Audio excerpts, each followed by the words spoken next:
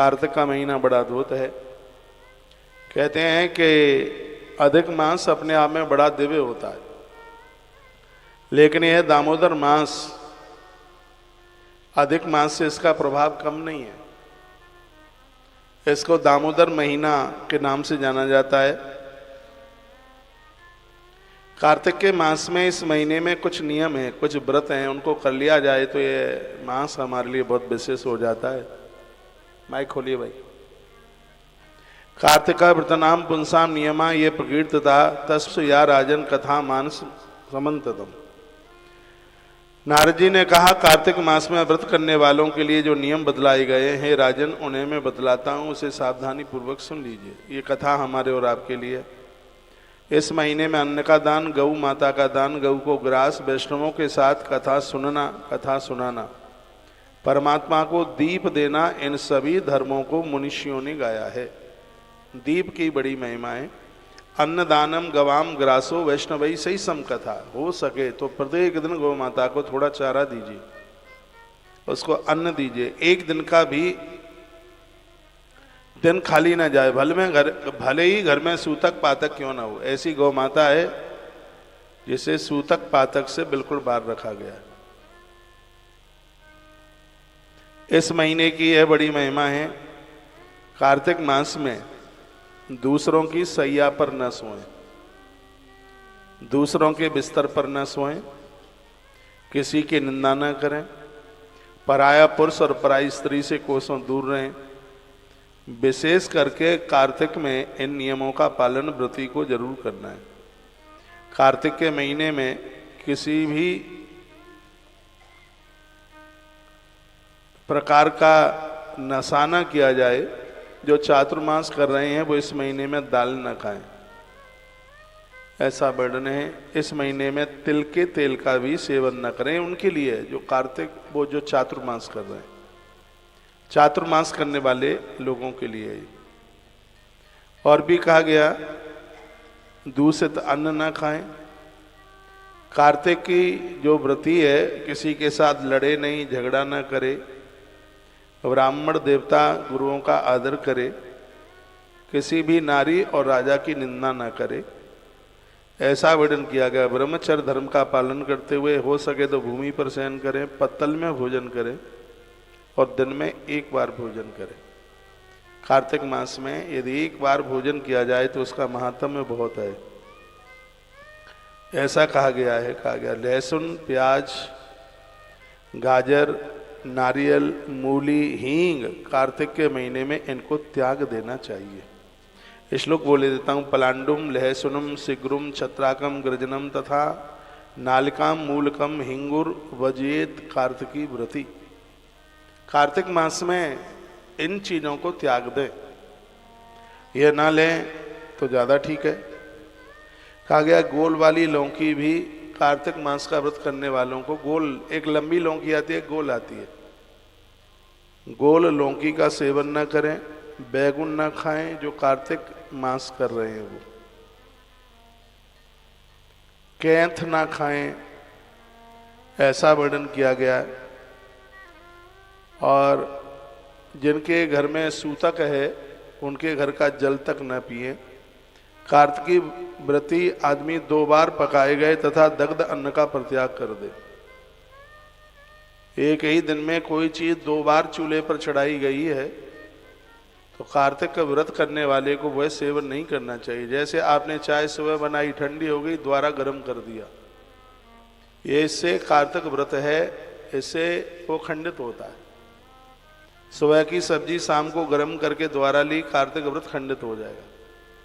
सुबह की रोटियां, पूड़ी, पापड़ियां फिर दोबारा गर्म करके, यानी कोई भी चीज द्वारा, भले ही आपने सुबह दूध गर्म करके रख दिया और फिर शाम को उसको गर्म करके पी रहे हैं, इससे कार्तिक व्रत खंडित होगा। ये स्पष्ट वर्णन 16 नंबर का श्लोक है और इसमें यह वर्णन किया गया है जो मैं आपको निवेदन कर रहा हूं।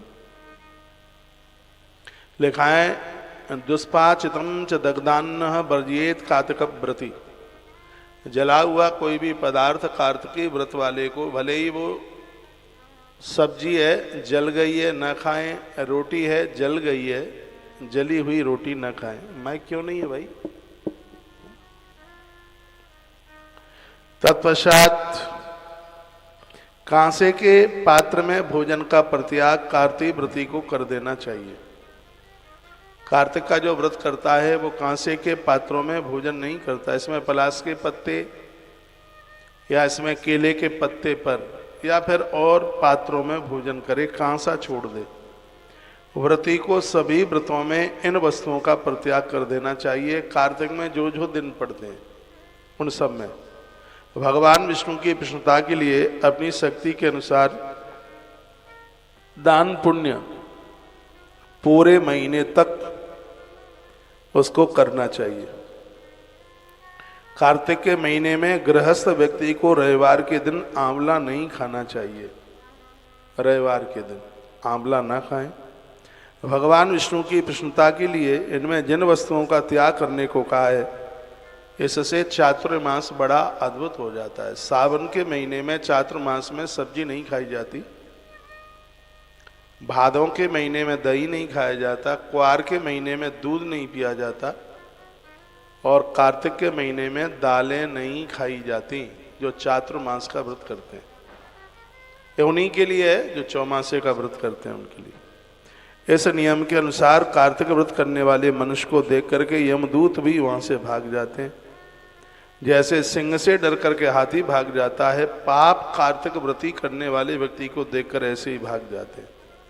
इसको दूसरे शब्दों में विष्णु व्रत कहा गया है। कार्तिक व्रत का दूसरा नाम है विष्णु व्रत। कहते हैं कि विष्णु व्रत सैकड़ों यज्ञों से बढ़ करके है। 100 यज्ञ करने से इतना पुण्य प्राप्त होता है।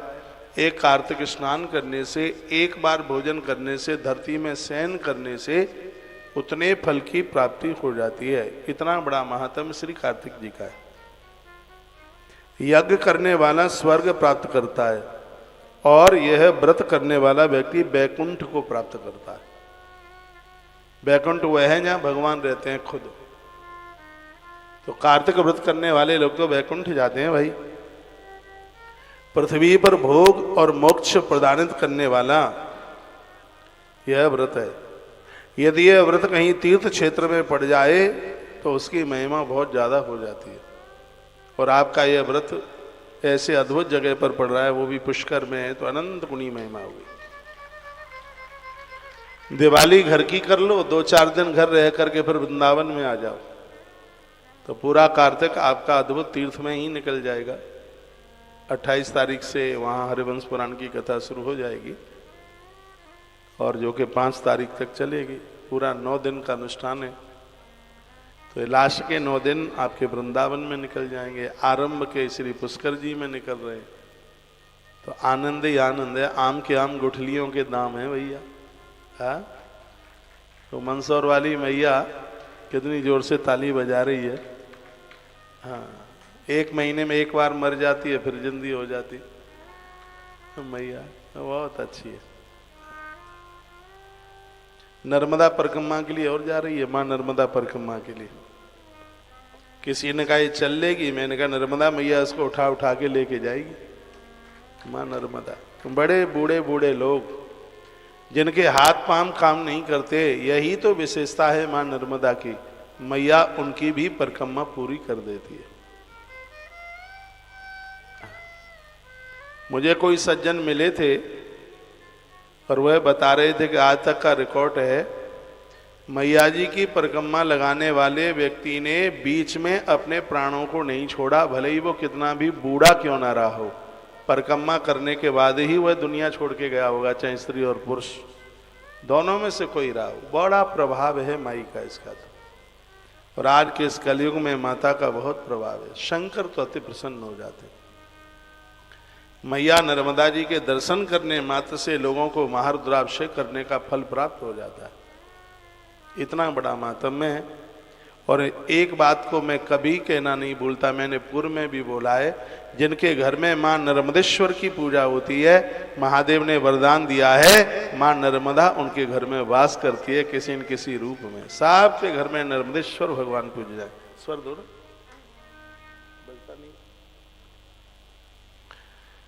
तो यह आप आप कार्तिक महात्म की कुछ बातें सुन रहे हैं। दुष्पन्न तथा मनवाणी और कर्म से किए गए सभी पाप हैं, वो कार्तिक व्रत करने से वह सब समाप्त हो जाते हैं। इसलिए व्यक्ति को, स्त्री पुरुष को कार्तिक व्रत जरूर करना चाहिए। कार्तिक व्रतनम विंशो विष्णु वाक्य प्रणोदिता रक्षाम कुर्वन्त शक्राद्या राज्ञो वही किंकरा यथा। यानी कहा गया है जो कार्तिक व्रत करने वाले पुरुष हैं, स्त्री पुरुष हैं, भगवान विष्णु के द्वारा प्रेरित होकर इंद्र आदि उसी तरह रक्षा करते हैं जैसे किसी राजा की रक्षा उसके नौकर चाकर करते हैं। देवराज इंद्र उनकी रक्षा में खड़े रहते हैं जो कार्तिक व्रत करते हैं। जहाँ पर भगवान विष्णु का व्रत करने वाले लोगों की पूजा की जाती है, वहाँ पर भूत प्रेत पिशाच आदि वहाँ ठहर नहीं सकते। बिल्कुल कोई कार्तिक व्रत करने वाला आपके घर आया और आपने उसका मान किया, व्रत किया, उसे प्रणाम किया, जल पिलाया, तो यहाँ कहा गया है कि ऐसे लोग, सीधी सी बात है, कार्तिक का व्रत करने वाले व्यक्ति के चरण जिस घर में पड़ जाएं, उस घर के भूत प्रेत अलाय वलाय सगरे भाग जाते हैं, उस घर में रहते नहीं। ऐसा 29-29 नंबर के श्लोक में लिखा है पद्म पुराण में। श्लोक बोले देता हूँ, ग्रह भूत पिशाच शाद्या नैव तिष्ठन्त तत्र वै। उस जगह पर भूत प्रेत कोई रहते नहीं है। यदि कार्तिक नहाने वाले स्त्री पुरुष के चरण यदि वहां पड़ जाएं तो इतना बड़ा महत्व, इतनी बड़ी महिमा। तत्पश्चात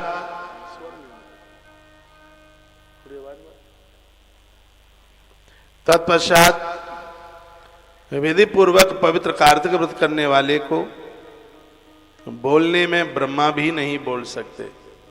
उसकी महिमा के बारे में ब्रह्मा भी नहीं बता सकते, कितना महत्व है।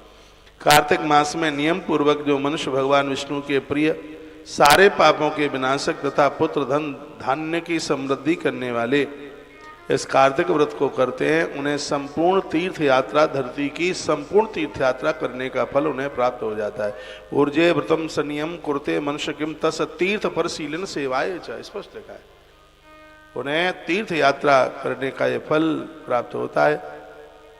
यह इसकी बहुत बड़ी महिमा है। आइए अब मैं आपको भागवत जी की कथा से जोड़ता हूँ और हम श्री पुष्कर जी से इस कथा को सुन रहे हैं, इसलिए इस कथा की और महिमा है अपने आप में।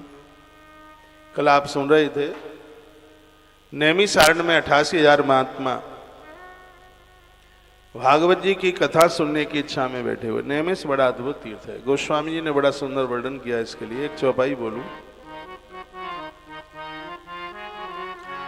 तीर्थ वरने मिश विख्याता, तीर्थ वरने मिश विख्याता, अति पुनीत साधके सिद्धिदाता। तीर्थ वरने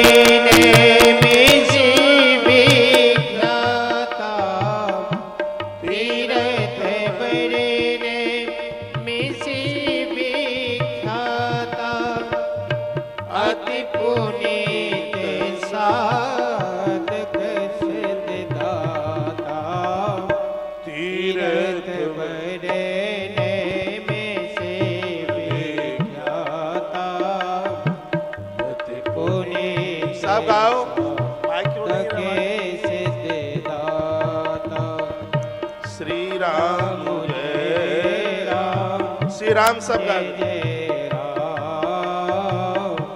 श्री राम जय राम, जय जय राम। श्री राम जय राम, जय जय राम। श्री राम जय राम, जय जय राम। श्री राम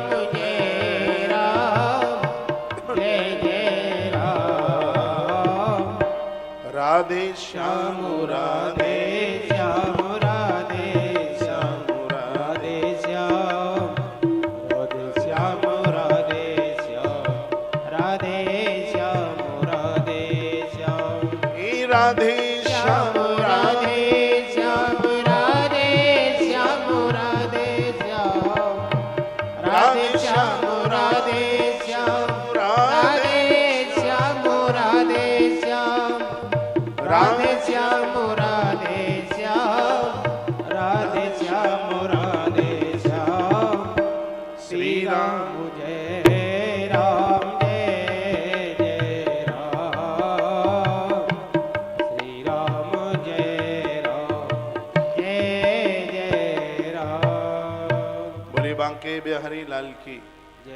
टेलीविजन पर सुनने वाले, मोबाइल पर सुनने वाले भक्तों को जो कथा सुने उन्हें कहना चाहूँगा, बैठकर कथा सुनने के लिए आपके पास टाइम नहीं है तो घर के काम भी करते रहिए, अपने टीवी का वॉल्यूम खोल दें, मोबाइल चलता रहे। कार्तिक मास में होने वाली इस भागवत कथा को आप सुने बिना नहीं रहना, क्योंकि इसका महात्म्य पद्म पुराण में वर्णन है। वो धुंधुकारी की जो कथा है वो पद्म पुराण में ही तो है, जिसमें भागवत जी की महिमा का, महात्म्य का वर्णन किया। स्कंध पुराण में भागवत जी की महिमा का वर्णन किया है। भागवत की कथा सुनने वाले व्यक्ति को 100 बेटियों के कन्यादान करने का फल तत्काल प्राप्त होता है। भागवत जी की कथा कराने वाले व्यक्ति को हजारों कन्याओं के विवाह कराने का पुण्य प्राप्त होता है। इतना बड़ा महात्म्य है। इसलिए पुष्कर की धरती से चलने वाली इस कथा को आप जरूर सुनिएगा। नैमिषारण्य क्षेत्र की बात थी, 88,000 महात्मा बैठे हुए थे और मन में यह सोच रहे थे कि भगवान के चरित्र सुनने को मिल जाते।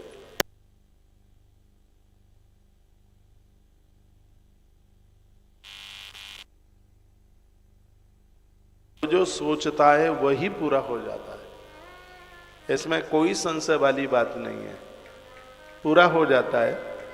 तो उन महात्माओं ने ऐसा विचार किया, उन्होंने ऐसा सोचा कि हमें कोई भगवान की कथा सुनने को मिल जाती। इतने में ही सामने से एक महापुरुष तीर्थ यात्रा करते हुए पधारे। हो तीर्थ यात्रा कर रहे थे, चल करके आ गए। उनका नाम था महात्मा सूत। साधुओं ने खड़े होकर उनका बड़ा आदर किया। कथा कहती है कि हमारे मध्य में कोई पूज्य लोग आते हैं, वंदनीय लोग आते हैं, उन्हें देख करके हम यदि खड़े न होवें तो हमारे प्राण कांपते हैं, कंपायमान होता है। और जब हम खड़े हो करके हम उनका आदर करते हैं, मान करते हैं, तो उनके वाइब्रेशन के द्वारा हमारे प्राणों का संतुलन ठीक रहता है। एक बात मैं बोल रहा हूं और इसमें 1% भी बिल्कुल भी गलत हो ही नहीं सकता।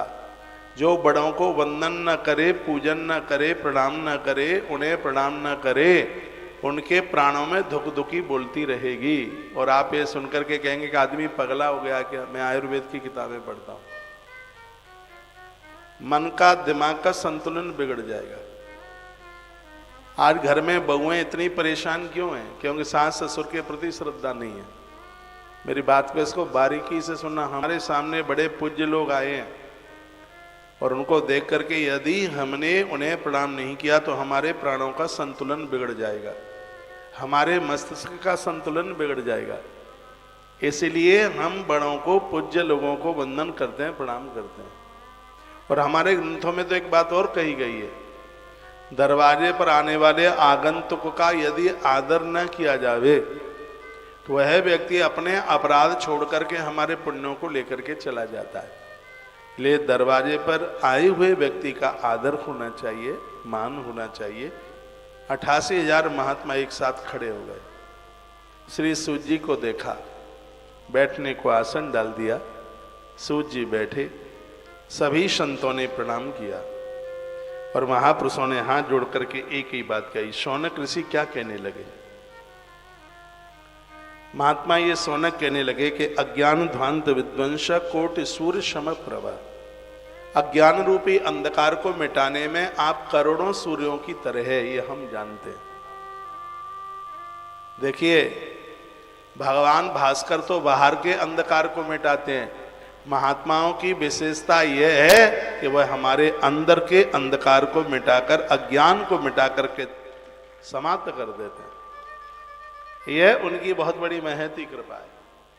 इसलिए कहते हैं कि संत का क्षण और अन्न का कण ये गंवाने के लायक नहीं है। आप कितने भी जल्दी में हैं और किसी ने आपको थोड़ा प्रसाद लेने के लिए कहा, भले ही इतना सा लीजिए, लीजिए। अन्न के कण की महिमा है, प्रसाद छोड़ने के लायक है ही नहीं। और आप कितने भी जल्दी में हैं, कहीं आश्रमों में आप रुके हैं, तीर्थ में हैं, और आपको मौका मिलता है तो गुरुजनों के दर्शन करके ही अपनी यात्रा को आगे के लिए बढ़ाइए, आगे के लिए चलिए उनका दर्शन करके। क्योंकि ये दो चीजें हैं, यह गंवाने के लायक है ही नहीं। संत का क्षण और अन्न का कण, ये दोनों चीजें हमें माला माल कर देती हैं। ये एक बड़े अच्छे महापुरुष थे, नाम अब तो नहीं है, कड़वे प्रवचन वाले जैन धर्म के महाराज जी। कड़वे प्रवचन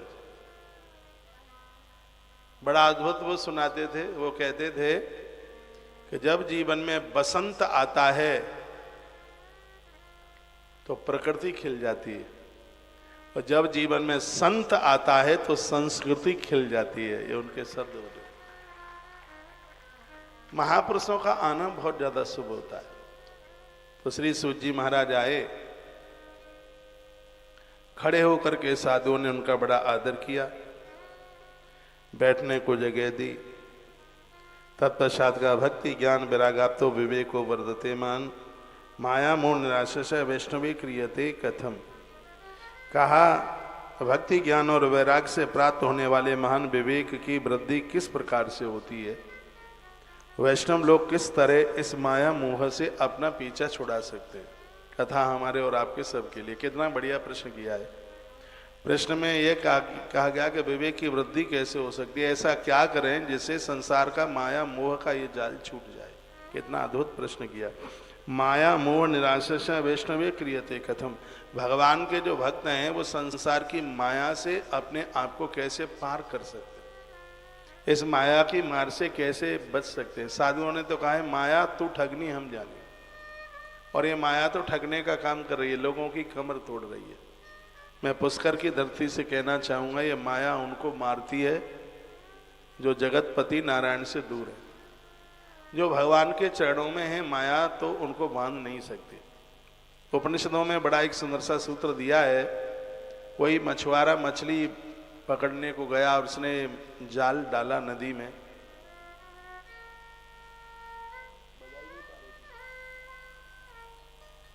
कुछ मछलियां इतनी होशियार चतुर बन रही थी, वह अपने आप को बचाने के लिए मछुआरे से बहुत दूर भागी, और कुछ मछलियां ऐसी थीं वो मछुआरे के पामों में आसपास घूमने लगी। देखा गया जो मछलियां दूर भाग रही थी वो जाल में फंस गईं, और जो मछलियां मछुआरे के आसपास घूम रही थी वो जाल में फंसने से बच गई। कहना इतना सा है कि संसार ही वो नदी है जहां परमात्मा ने माया रूपी जाल डाला है। मछली कोई और नहीं है, जीव है। जैसे मछली दूर भागी, जाल में फंस गई, और ये जीव भी परमात्मा से दूर भागता है तो माया के चक्कर में फंस जाता है। यदि माया से बचना है तो भगवान से दूर न जाना। परमात्मा के बिना तो काम चल ही नहीं सकता। रावण जैसी संपत्ति मिल जाए, कुनवा मिल जाए, रावण के पास 1 लाख बेटा 1.25 लाख नाती गुरु नानक देव ने कहा। कितना पैसा है जिसके महल ऐसे हैं वर्षा का पानी सोने की मोरी से निकलता है। इस आदमी को भी भगवान की जरूरत पड़ी। हम परमात्मा के चरणों में रहें उसके लिए हमें भक्ति की जरूरत है। सीता माई भक्ति है, इसलिए तो रावण भक्ति माता को लेके चला गया, क्योंकि उसको पता है कि जहाँ भक्ति है वहां तो भगवान बिना बुलाए चल करके आ ही जाएंगे। जहां भक्ति है वहां भगवान को आना ही है, इसलिए अपने आप को भक्ति के साथ जोड़िए। प्रभु राम जी ने लक्ष्मण को बड़ी सुंदर बात कही। लखन लाल ने कहा प्रभु यह बताइए कि ये भक्ति मिलेगी कैसे। तो राम जी बता रहे हैं, बहुत प्यारी चौपाई। भक्ति तात अनुपम सुख मूला, भक्ति तात अनुपम सुख मूला, मिलहि जो संत होय अनुकूला। भक्ति तात मूला, पम सुख संत होय अनुकूला। मिलहि जो संत होय अनुकूला। पम सुख मूला, श्री जो संत होय अनुकूला।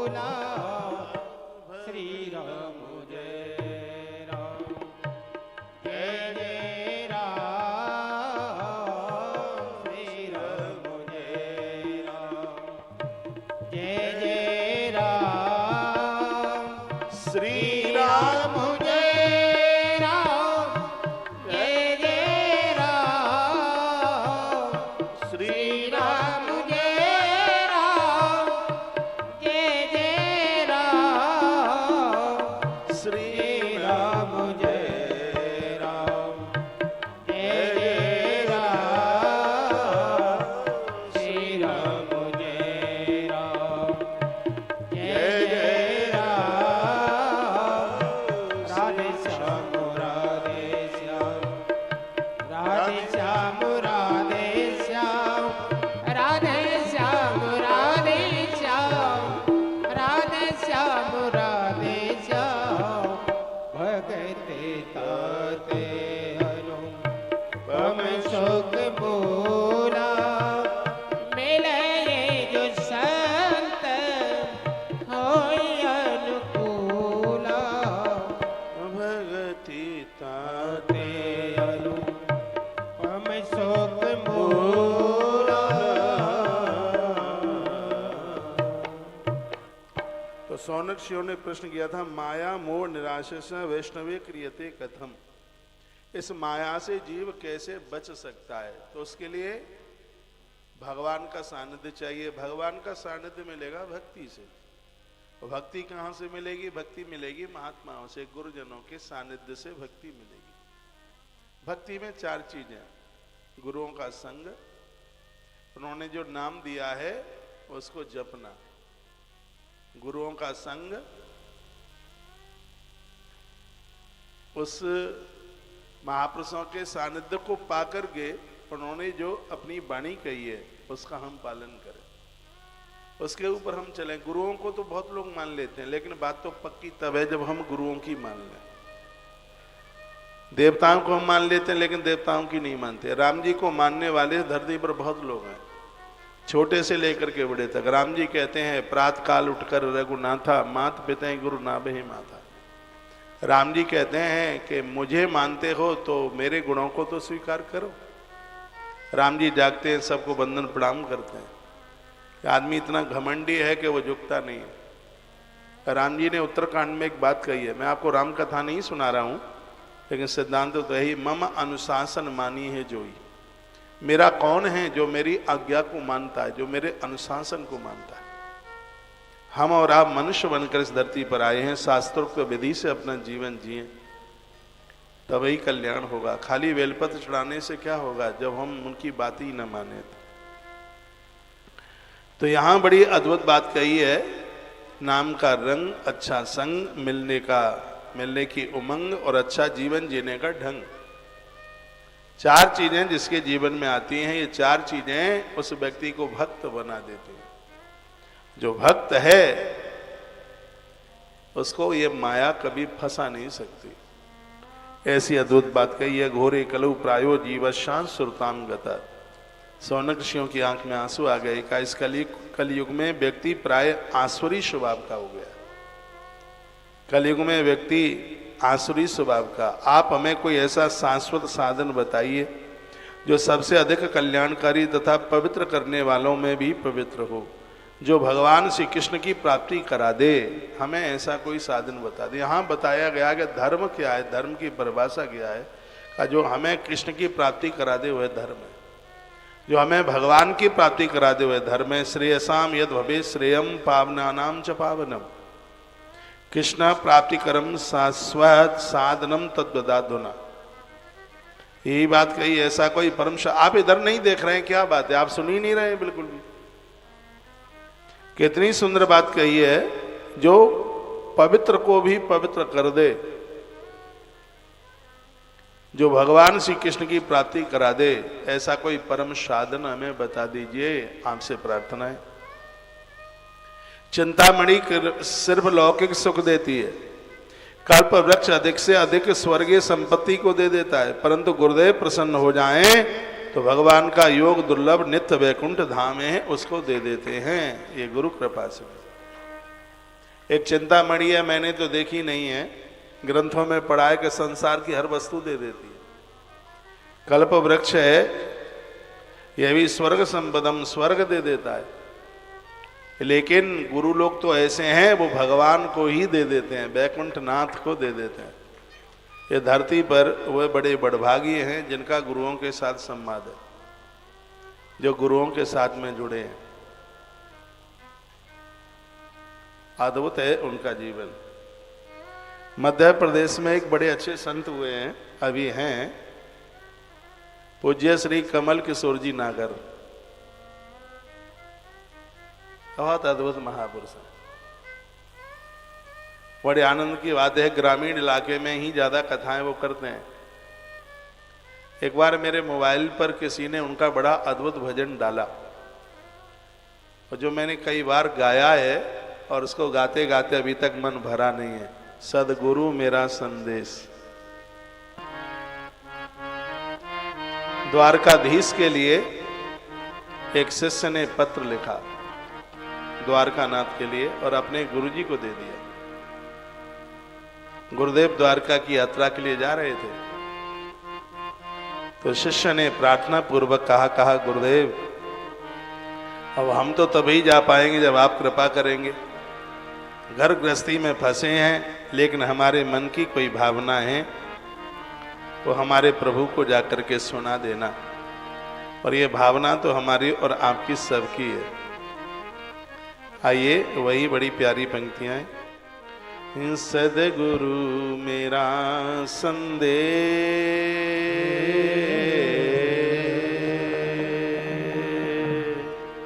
सदगुरु मेरा संदेश, हरि से जाए सुना देना।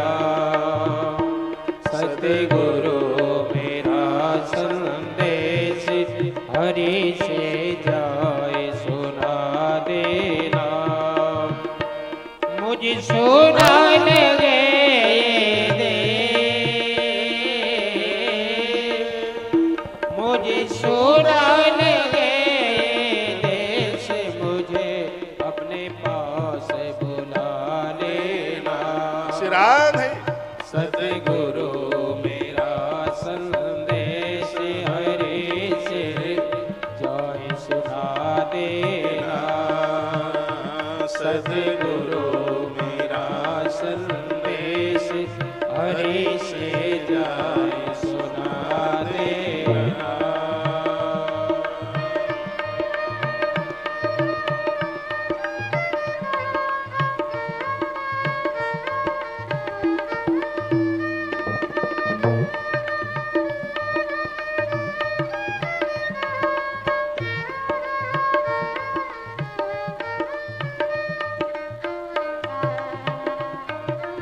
जय हो।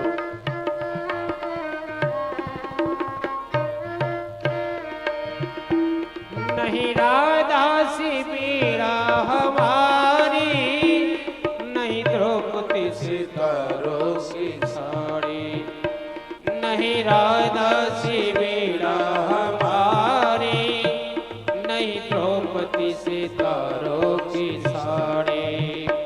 बिन तारों से मुझको तार गुरु ने, बिन तारों से मुझको तार, यही एक तार सुना देना।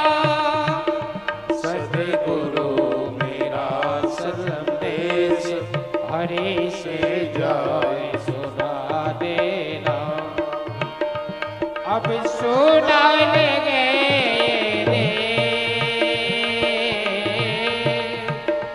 मुझे सुना लगे देश, मुझे अपने पास बुला लेना। सतगुरु मेरा संदेश, हरि से जाए सुना देना। ये हो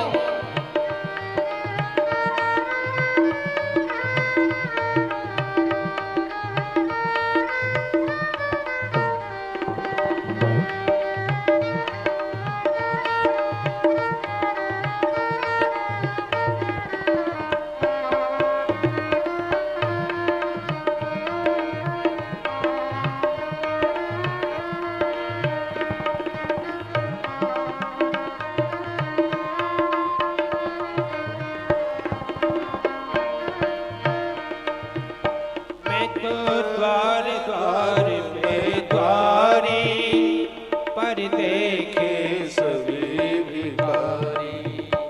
मैं तो द्वार द्वार पे द्वारी, पर देखे सभी भिखारी। दाता एक द्वार का दाता एक द्वारिकाधीश, मुझे राधे। बुला लेना। ओ सद्गुरु मेरा संदेश हरि से जाए सुना देना। मुझे सुना लगे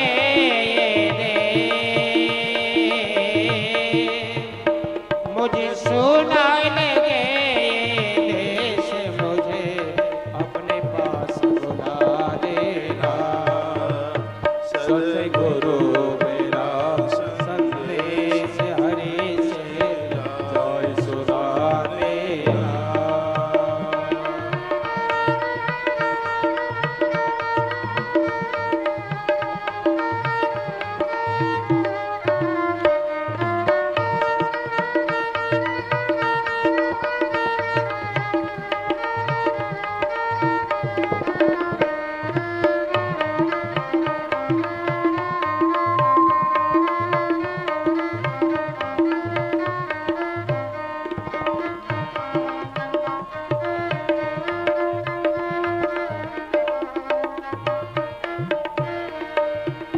मैं तो ढूंढ ढूंढ के हारी, अब हार गई हो मुरारी। मैं तो ढूंढ ढूंढ के हारी, अब हार गई हो मुरारी। गुरु हरि को चढ़ा के गुरु हर को चढ़ा के हार के तुम मेरी जीत करा देना। सतगुरु मेरा संदेश हरि से जाए सुना देना। अब सुना लगे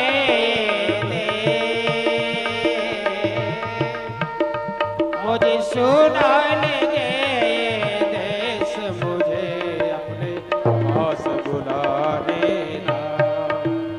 सतगुरु मेरा संदेश हरि से जाए सुना देना। सद्गुरु मेरा संदेश हरि से जाए सुना देना। मुझे सुना लगे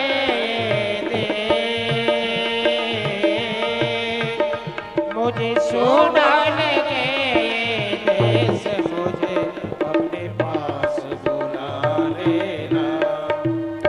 सतगुरु मेरा संदेश हरि से जाए सुना देना।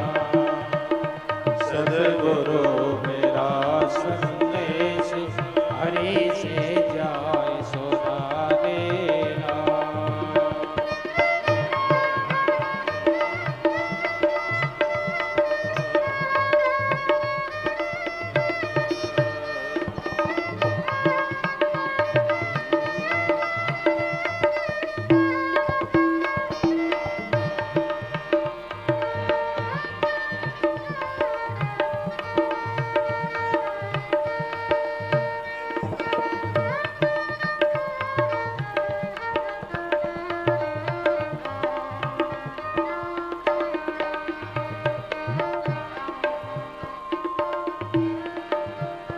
देख लाखों करोड़ों हजारी, नहीं मिटती ये तृष्णा हमारी।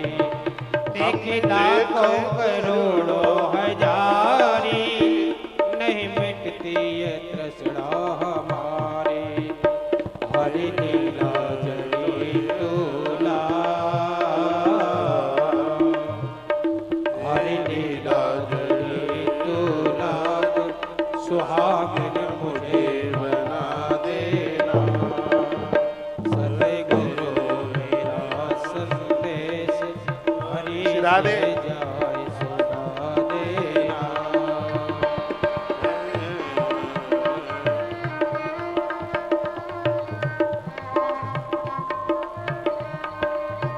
सदगुरु मेरा संदेश हरि से जाय सुधा देना। मुझे सुनाने दे,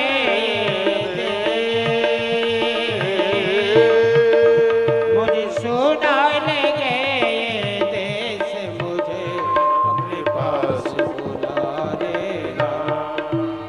सदगुरु मेरा संदेश हरि से जाय सुधा देना। सदगुरु मेरा संदेश हरि से जाय सुधा देना।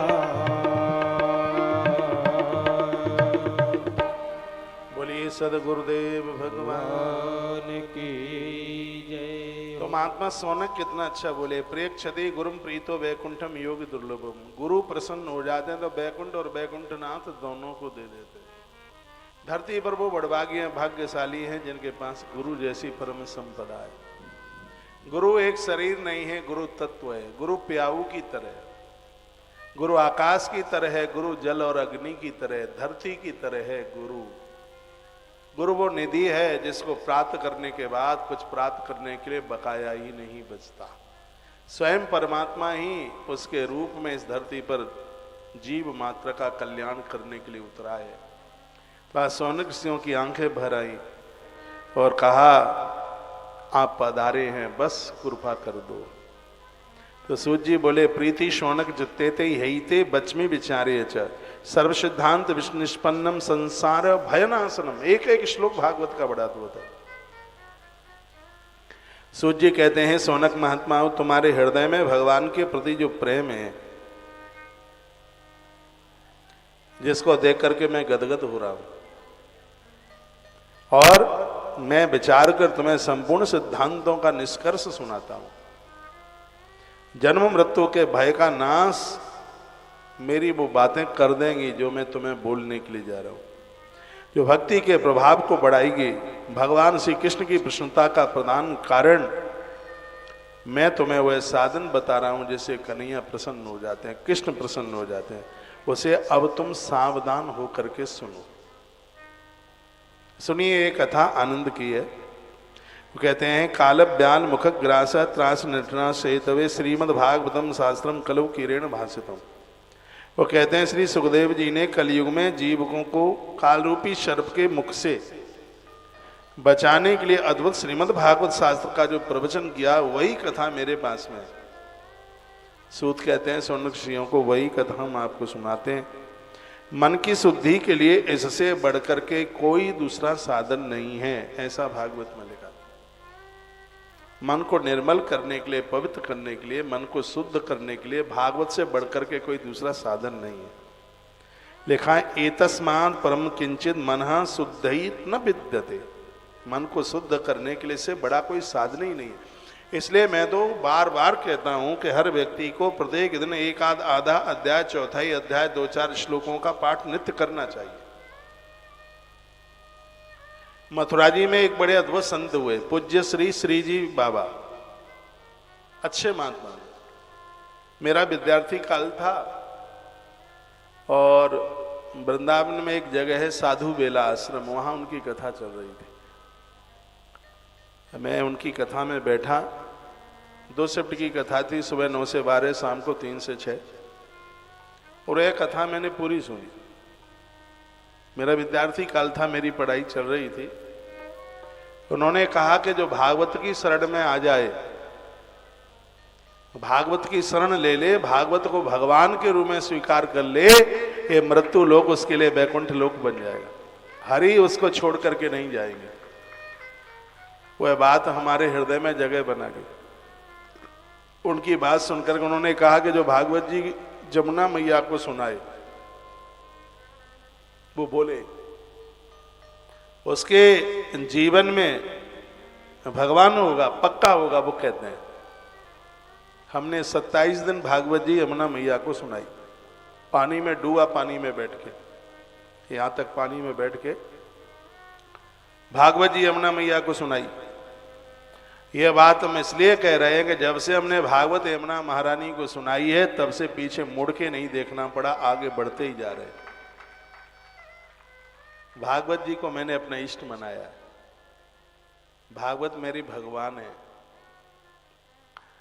हमें तो सब कुछ भागवत ने दिया है। आज आप भी देखो, कुछ हरियाणा की जीजियां आई हैं, कुछ पंजाब से भी आई हैं, राजस्थान की तो बैठी ही हैं, बड़े दूर दूर से आप लोग चल करके आए हैं। ये भागवत भगवान की कृपा है।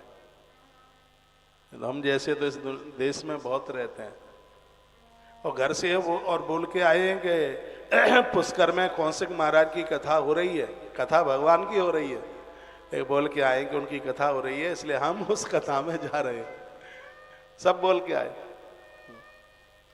और मैं तो ऐसे बोल रहा हूं कि जैसे आप घर में बोल रहे हो तो मैं कहीं बगल में खड़ा होके ही सुन रहा हूं। ऐसे ही बोल के आया, आप घर में यही बोल के आए। ये महिमा भागवत जी की है। और भी हमें आप सुन पा रहे हैं, आप आ जाइए। आप ही तो हमारा परिवार है, आप ही हमारा खानदान है। यहाँ तो सब कुछ आपसे है। और इतने प्रेम से तो कोई रिश्तेदार भी नहीं बुलाता जितना प्रेम से हम रोज आपका आह्वान करते हैं, आप आइए। यदि दास के माध्यम से कार्तिक मास में आप पुष्कर पहुंच जाते हैं तो मेरी तो बहुत बड़ी दक्षिणा हो गई, मेरे लिए तो बहुत बड़ा उपहार हो गया। आप में बहुत जन ऐसे हैं यहाँ जो बैठे हैं जिनका पुष्कर आने का कोई कार्यक्रम नहीं, सिर्फ कथा उनको यहाँ तक लेकर के आ गई है। सिर्फ भागवत की कथा की वजह से वह श्री पुष्कर जी पहुंच गए, नहीं तो कोई प्रोग्राम ही नहीं था। काफी तो ऐसे भी भक्त लोग हैं जो अभी तक पुष्कर कभी आए ही नहीं, पहली बार आए। पीछे से माताएं ऐसे हाथ हिला रही हैं, कह रही है पहली बार आए। ये भागवत जी की महिमा है। मैं निवेदन करूंगा आग्रह पूर्वक, आप अपने घर में भागवत रखिए। हिंदी संस्कृत आजकल तो दोनों में भागवत आती है। कार्तिक का महीना चालू हो गया, एक आधा अध्याय पढ़िए, एक अध्याय पढ़िए। और बिल्कुल जरूरी नहीं है कि वो कार्तिक में ही पूरा हो, अगले महीने में पूरा हो जाएगा। जब पूरा हो जाए तो एक आध ब्राह्मण को भोजन करा के उसे पीली पोशाक दे करके और इसको विराम दे देना। फिर ये भागवत आनंद कर देगी, बहुत कल्याण कर देगी। इसका एक एक सूत्र ग्राही है, ग्रहण करने के लायक। कितनी अद्भुत ये भागवत रही होगी जिसने परीक्षित को निर्भय कर दिया। परीक्षित जी के लिए विमान आया लेने के लिए। भागवत हमें उससे मिलाती है जिसके लिए योगी लोग अपना पूरा जीवन समर्पित कर देते हैं। ऐसी भागवत है। एक बार फिर आग्रह पूर्वक कहूंगा, 18 तारीख तक कार्तिक में चलने वाली इस कथा को आप छोड़ नहीं दीजिएगा। 9:30 बजे से तो टीवी पर चालू हो जाएगी। मैं 11:15 बजे रोज आऊंगा, आज भी आ गया था। और 11 बजे से लेकर 3 बजे तक अनवरत भागवत जी की चर्चा होगी। और बहुत प्रसंग ऐसे होंगे जिन्हें मैं पहली बार सुना रहा हूँ और आप पहली बार सुन रहे होंगे, क्योंकि ये तो दही मंथन की तरह, जैसे दही का मंथन किया जाता है तो माताएं हार जाएंगी, लेकिन उसमें से घी निकलना बंद नहीं होता, थोड़ा बहुत तो निकलता ही रहता है। इसको जितनी बार मंथन करोगे इसमें से कुछ अद्भुत मोती निकलेंगे। इसमें से भागवत हमें भगवान से मिला देती है, ईश्वर से मिला देती है। ऐसी भागवत है। कितना अच्छा लिखा है, ये तस्माद परम किंचन मनः शुद्ध ही न विद्यते। मन को शुद्ध करने के लिए भागवत से बढ़कर कुछ नहीं। ये मन को निर्मल कर देती है। और भगवान को क्या चाहिए? हमारी वस्तुएं हमारे लिए, उसको कोई लेना देना नहीं है, वो हम अपनी खुशी के लिए भोग लगाते हैं। यदि उसे हमारा कुछ चाहिए तो हमारा निर्मल मन चाहिए। रमन भाई कहाँ चल दिए? अच्छा, तो उन्हें हमारा पवित्र मन चाहिए, उन्हें हमारा निर्मल मन चाहिए। उन्होंने आगाज किया है मानस की चौपाई, बड़ी प्यारी है। वो क्या हमारा चाहते हैं, उन्हें हमारा क्या भाव चाहिए? निर्मल मन जन सोई मोहि पावा, निर्मल मन जन सो मोहि पावा,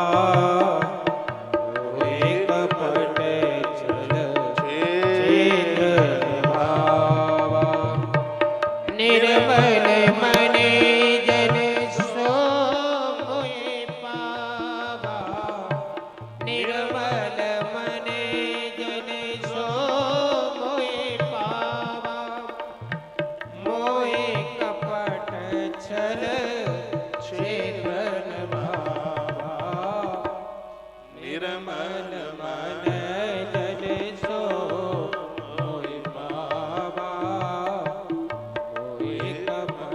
साहब गाओ।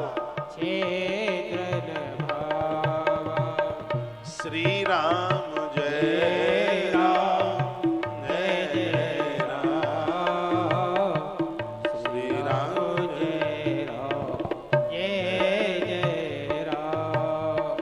हे श्री राम जय राम जय जय राम। श्री राम जय राम जय जय राम।